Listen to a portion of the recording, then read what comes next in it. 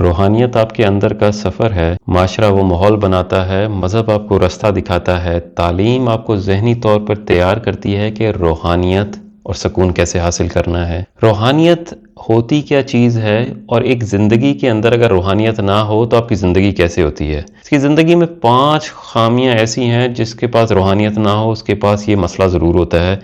اس کی decision power پور ہوتی ہے، ہر چیز پہ وہ الزام تراشی کرتا ہے، غصے کا تیز ہوتا ہے، اپنے حالات کے اوپر کسی نہ کسی کو بلیم کرتا ہے، کسی کو الزام لگاتا ہے کہ اس کی وجہ سے میرے حالات ایسے ہیں، ہمیشہ حسد اور مقابلے میں اپنی زندگی گزارتا ہے۔ جیسے بھی ہوتی ہے، روحانیت ہے یا نہیں ہے، بے سکونی والی زندگی گزار رہا ہوتا ہے۔ روحانیت حاصل کرنے کے صرف 3 ہی مین اصول ہیں: اپنے آپ کو، اپنے احساسات کو پہچاننا، اپنا ایک مقصد رکھنا، اور اپنی زندگی کے اندر دل اور دماغ کا توازن ہونا، اچھے حالات میں اور برے حالات میں۔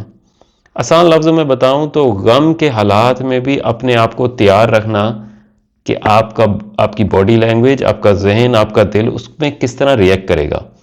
یعنی ایک شخص اگر کہے کہ میں ہی کیوں بدصورت پیدا ہوا، میں ہی کیوں ناکام رہا، میرے پاس ہی پیسے کیوں نہیں ہیں، میں ہی کیوں غریب ہوں، میری شادی کیوں نہیں ہوئی، میرے بچے کیوں نہیں ہوئے، اور ان تمام دنیا کے لوگوں میں ہی واحد کیوں ہوں جس کو بیماری دی گئی۔